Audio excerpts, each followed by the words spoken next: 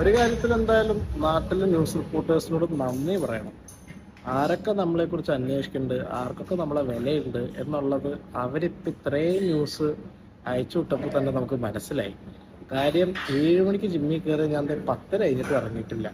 ഒരു സൈഡിൽ വീട്ടുകാരുടെ വിളി, ഒരു സൈഡിൽ കൂട്ടുകാരുടെ വിളി. എടാ നിനക്ക് എന്തായി, കുറേമാര് എന്താ പറയണത്, നീ സേഫ് ആണോ, നിന്റെ സൈഡിൽ കൂടെ മിസൈല് പോയോ, നീ മിസൈല് പോണ കണ്ടോ, പൊട്ടി തെറിച്ചു എന്ന് കേട്ടോ. മോളിൽ കൂടെ എവിടെയോ 2 പോയി, അതിനെ കൗണ്ടറാക്ട് ചെയ്യാനായിട്ട് എന്തോ 2 ചെയ്തു എന്ന് പറഞ്ഞുകൊണ്ട് വീട്ടിലിരിക്കുന്നവര്, നാട്ടിലുള്ളവർക്ക് സ്വസ്ഥമായിട്ട് വീട്ടിലിരിക്കാൻ പറ്റാത്ത അവസ്ഥയാണ്. അമ്മാതിരി കോളുകളാണ് ഇവര് എന്താ പറയുക നിങ്ങളുടെ ഈ ന്യൂസ് കണ്ടിട്ട് നമ്മൾ വിളിച്ചുകൊണ്ടിരിക്കുന്നത്. അപ്പൊ ഒന്ന് ആലോചിച്ച് നോക്ക്, ഇങ്ങനെ ഓരോ സാധനങ്ങൾ അയച്ചു വിടാനായിട്ട് ഒന്ന് ആലോചിക്കുക. ഇവിടെ ആൾക്കാർ ഒരു കുഴപ്പമില്ല, ചിന്ന റോട്ടിൽ എല്ലാവരും ഉണ്ട്. ഞാൻ ജിമ്മിൽ വന്നിട്ട് ഇവിടെ ജിമ്മ് ഫുൾ പാക്ഡ് ആണ്.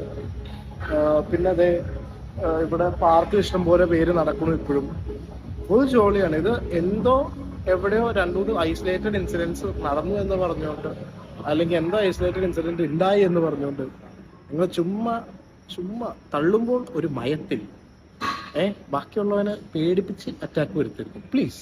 ദൈവത്തെ ഓർത്ത്